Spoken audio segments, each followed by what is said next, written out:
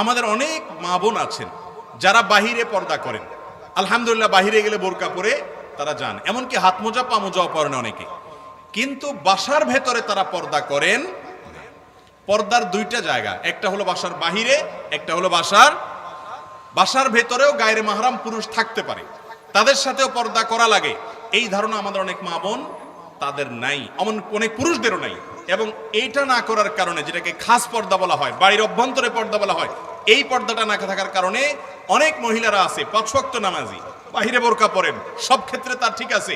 ছেলে যিনি, তার স্বামী যিনি, তিনিও হয়তো ভালো মানুষ, নামাজি কালামী, অন্য সব দিক থেকে ঠিক আছে, কিন্তু নিজের বউ তার পরিবারের এমন সদস্যদের সাথে দেখা দেয় যাদের সাথে দেখা দেওয়া তার জন্য হারাম। যেমন অনেক মহিলা আছে বাহিরে বোরকা পরেন, অনেক পুরুষ আছেন তার বউকে বাহিরে পর্দা করান, অথচ তার আপন ভাইয়ের সাথে বউকে সাক্ষাৎ করতে দেন।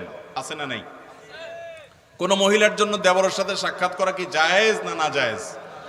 শুধু না জায়েজ, শুধু না জায়েজ না। নবী করিম সাল্লাল্লাহু আলাইহি সাল্লামকে জিজ্ঞাসা করেছে একজন, ইয়া রাসূলুল্লাহ, দেবর সম্পর্কে আপনার বক্তব্য কি বা শরীয়তের সিদ্ধান্ত কি, দেবরের সাথে দেখা দেওয়া যাবে কিনা?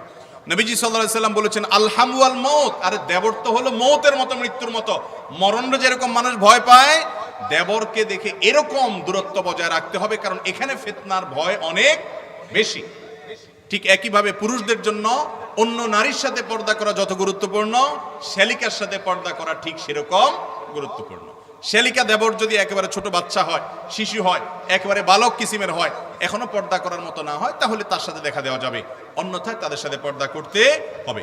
এবং এর পাশাপাশি বাসা বাড়িতে যাদের সাথে পর্দা করতে হবে তারা হলেন কোন মহিলা, তার ননদের যে ছেলেরা আছে, তারা যদি প্রাপ্তবয়স্ক হয়ে যায়, তাদের সাথে মামির পর্দার বিধান আছে। অথচ আমাদের সমাজে অনেকে মামির সাথে ওই যে আপনার ননদের যে ছেলেরা আছে তাদের সাথে পর্দা অনেকে করেন না। ঠিক একইভাবে কোন নারী তার স্বামীর যে আপনার ভাই বোনের যত ছেলে মেয়ে আছে, ভাতিজা আছে, যারা স্বামীর যে ভাতিজা আছে, তাদের সাথেও পর্দা করতে হবে। অনেক মহিলা আছেন যে তিনি চাচি, যেই ছেলের চাচি, ওই ছেলের সাথে তিনি পর্দা করছেন না, মনে করেন চাচির সাথে পর্দা চলে না, অথচ চাচির সাথে পর্দা করা ফরজ, মামির সাথে পর্দা করা ফরজ। অতএব দেবরের বা ভাসুরের ছেলে যদি পর্দার উপযুক্ত হয়, তার সাথে পর্দা করতে হবে। ননদের যদি ছেলে হয় পর্দার উপযুক্ত, তার সাথে পর্দা করতে হবে। ননদের স্বামী যদি হয়, তার সাথে পর্দা করতে হবে। একইভাবে স্বামীর ভগ্নিপতি, তার সাথেও কি করতে হবে? পর্দা করতে হবে। বাসার অভ্যন্তরে, বিশেষ করে পরিবারের মধ্যে এ ধরনের পর্দা করাটা অনেক টাফ, কিন্তু যৌথ ফ্যামিলিতে এরকম পর্দা করার জন্য দরকার সদিচ্ছা। অনেক মা বোনরা আছেন নিজেরা পর্দা করতে চান, পুরুষরা তাদেরকে বরং অসহায়তা করেন। অনেক মুরব্বীরা আছেন, দাড়ি পাকা মুরব্বী, 5 ওয়াক্ত নামাজ পড়েন, ওনার বৌমা তাঁরই ছেলের সাথে, দেবরের সাথে পর্দা করতে চায়, কিন্তু তিনি দেন না, বরং বাধা দেন। আছে না নাই?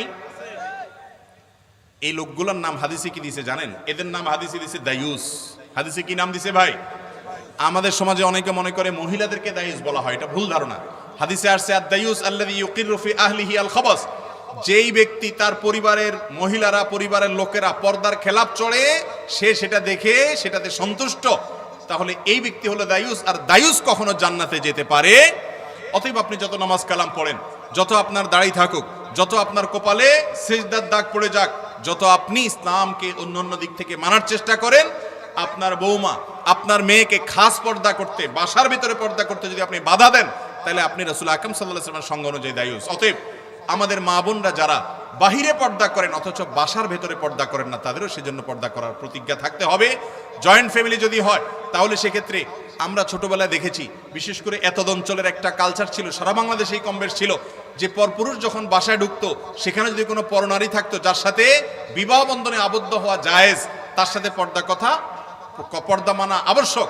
সেই মহিলা থাকলে পুরুষ ঢুকার সময় গলা পরিষ্কার করতো, এমন ভাবে ঢুকতো, আওয়াজ দিয়ে ঢুকতো, যাতে করে মহিলারা সেফ সাইডে চলে যায়। এগুলো ছিল কি ছিল না? এখন আছে এগুলো? নাই। ঘরে ঘরে এর জন্য অশান্তি, ঘরে ঘরে অনাচার এবং অন্যায় কাজ চলছে। এজন্য মা বোনরা যারা বাহিরে বোরকা পরে চলেন, বাসার ভেতরে দেবরের সাথে, ভাসুরের সাথে, দেবরের ছেলে, ভাসুরের ছেলে, ননদের ছেলে এবং স্বামীর ভগ্নিপতি অর্থাৎ ননদের স্বামী, একইভাবে স্বামীর মামা, স্বামীর চাচা, এদের সবার সাথে পর্দা করা একজন নারীর জন্য ফরজ। কোন নারীকে পর্দা করতে যদি তার স্বামী অসহায়তা করে যে না আমারই তো আত্মীয় স্বজন, আমারই তো আপন ভাই, কিসের পর্দা, তাহলে সেই পুরুষ হয় জাহেল আর না হলে কাট্টা ফাসেক, আল্লাহর বিধানকে অস্বীকারী। আল্লাহ তাআলা আমাদের সকলকে বাসার ভেতরে বাসার বাহিরে সব জায়গায় আল্লাহর এই গুরুত্বপূর্ণ ফরজ বিধানকে মেনে চলার তৌফিক দান করুন। সবাই চেষ্টা করবো তো ইনশাআল্লাহ। আমরা এখানে সবাই পুরুষ, আমরা নিয়ত করি আমাদের স্ত্রী, আমাদের কন্যা, আমাদের বোন, তাদেরকে আমরা পর্দার সাথে পরিচালিত করব, বাসার ভেতরে পর্দা করতে সহায়তা করব। যৌথ ফ্যামিলি যদি হয়, পুরুষরা ঢুকতে আওয়াজ দিয়ে বের হবে, মহিলারা বের হতে গোমটা দিয়ে বের হবে, যাতে করে কারোর সাথে কারোর মুখোমুখি না হয় এবং পর্দার খেলাফ কোনো সাক্ষাৎ না হয়। আল্লাহ তাআলা আমাদের সকলকে এই ফরজ বিধানটা মেনে চলার তৌফিক দান করুন।